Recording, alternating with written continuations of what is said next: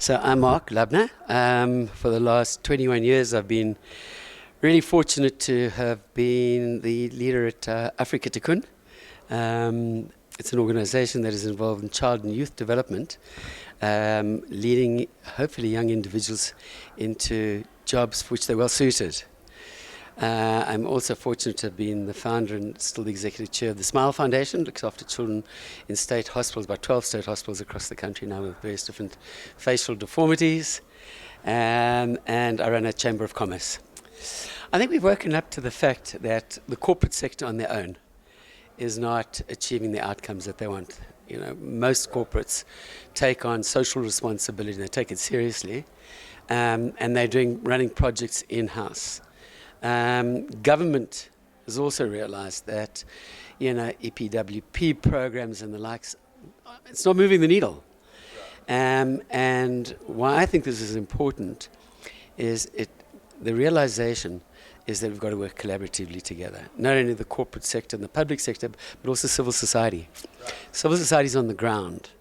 Civil society knows, it feels the tempo, it lives it daily.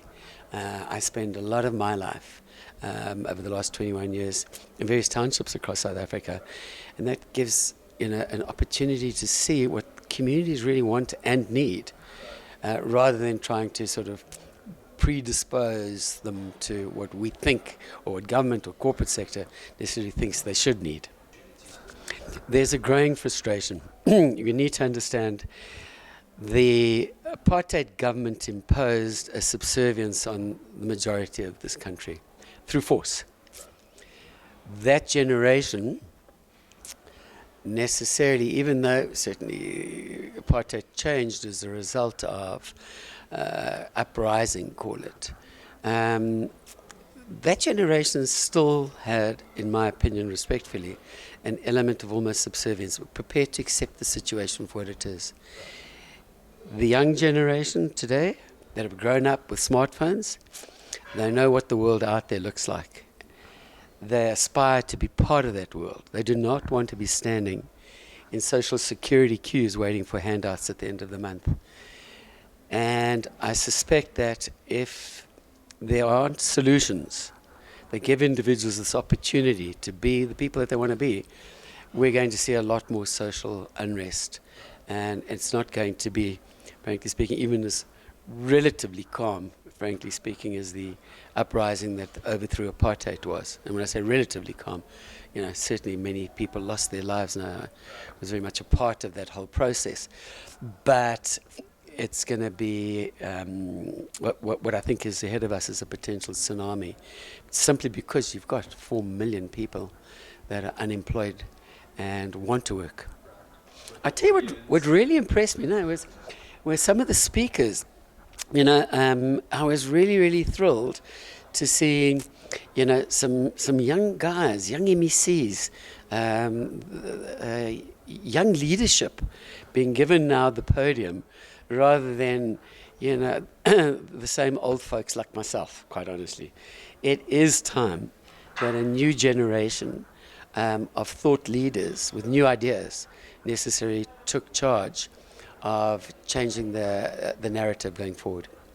First and foremost, I suspect that, or I'd like to suggest that, higher consciousness means that you've got to look at yourself first before you start blaming others. There's still a lot of that, young individuals born, in fact, post-apartheid, who still blame the apartheid situation. And by the way, rightly so. The infrastructure that they've been born into, as a direct result, the poverty that they've been born into is a direct result of the apartheid system. But it is what it is. And you're going to have to necessarily internalize what your reaction to that's going to be. How are you going to change your efforts, your actions, to cope with the situation that you're in so that you actually capitalize on that situation rather than become a victim to it? So that's, I think, the starting point. It's not a direct answer to your question, but it does suggest that maybe the solution lies first and foremost in looking at efforts, initiatives, hopefully what we do at AfrikaTikkun to a degree, which is to give young people a sense that they can believe in themselves, that they can, not that they can't. That's the one issue. The second issue is I do believe that I want to differentiate between the formal sector of jobs and the informal markets. In the formal sector, a lot of young people are somewhat tenacious about technology changes and AI that's coming down the line, because they haven't necessarily had the education to truly understand that AI can be an enabler, and they're worried about loss of jobs. So I do think it's corporate responsibility to help navigate the change, the shifts that are coming, so that young individuals feel that they don't feel threatened necessarily by it, and they can embrace technology. In the informal sector, again, I do think there is a task that we have, those of us who have the ability to influence, to help young people learn how to maybe use this technological change, use AI to enable them to actually springboard their own opportunities, their own small business enterprises, for argument's sake, that can grow into big business enterprises. If you've got knowledge, holding on to that knowledge is in fact probably the most selfish thing you can do. If you share the knowledge, then truly you are, creating opportunities and a nation. That I attended a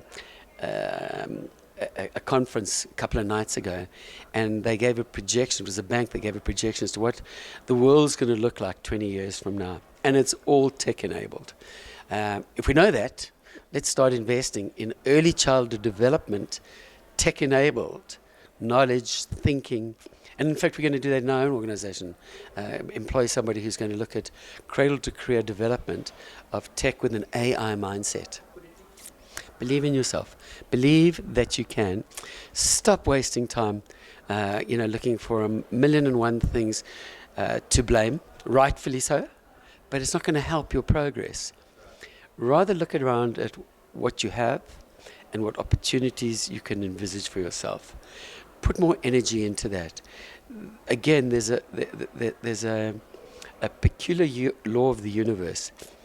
That which you envisage is likely to happen. And if you do not envisage it, it has no chance of happening. I think to a degree I'd like to suggest possibly reigniting some hope. It's an environment that prompts maybe giving thought to things in a different way. I think the ability to sometimes just be quiet and listen is an important element of learning, because we all kind of get so really busy in our own heads with what we believe the solutions to be. And sometimes we just need to stop and listen to what others are suggesting the solutions are, and that broadens our own scope.